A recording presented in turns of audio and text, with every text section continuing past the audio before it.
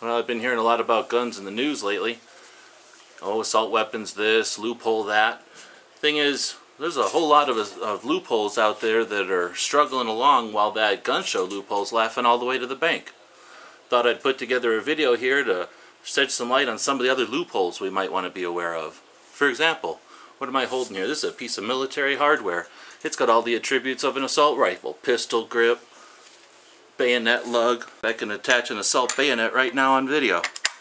What we are looking at here is what's called a rubber duck. It's a solid rubber AR-15 or M16 replica that's designed to mount a bayonet, so you can use this in the military to learn how to use a bayonet to kill. You might ask yourself, how do you get your hands on a piece of military hardware like this? Well, you might be surprised. You could buy this off the internet without any form of ID, less than $100. Sure does look like an assault rifle. Rubber duck loophole.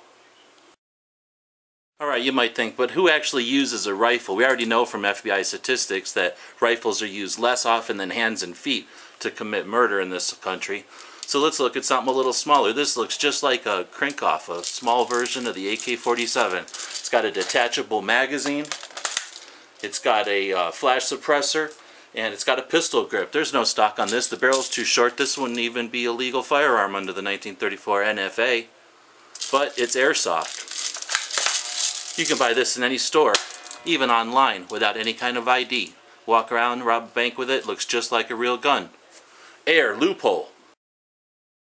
Alright, fine, you might say, okay, that's just plastic, so we're just talking about toys there. They've been available forever and people haven't robbed banks with them. Why would we need to make them illegal now? Just to feel better?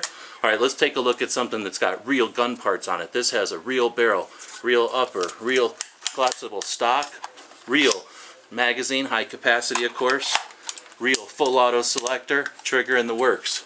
This thing is what's called a parts kit. All the parts you can buy legally without any kind of ID, even on the internet. Put it together at home, no problems. Get around everything with this loophole, right? Well, let's take a closer look. I made the guts out of this thing out of a soup can. That's not a real gun, it just looks kind of like one. Watch the video how I put that one together. Soup can loophole. Let's take another look at something with a detachable bayonet. Bam, bayonet mod. Assault bayonet. We've got the 30-round detachable clip, ammunition magazine. We've got a folding stock. Brings the overall length down less than 26 inches, which is again a violation of the 1934 NFA. It's also got a pistol grip. Every definition of the term, an assault rifle. However, this thing just has a piece of plastic here. So again, you can buy this online, no questions asked, no ID, no any kind of paperwork. This isn't a real gun, folks, but it sure looks like one. You could rob a bank, you could poke people, you could do all kinds of bad things with that gun. Replica loophole. Everything on this table is not anywhere near a gun, just kind of looks like one, but they would all be considered assault rifles under some legislation. What we hope this video makes you think about is, do you really need the government to regulate people's property to make you feel better? And at what point do you draw the line in the sand? Thanks for watching.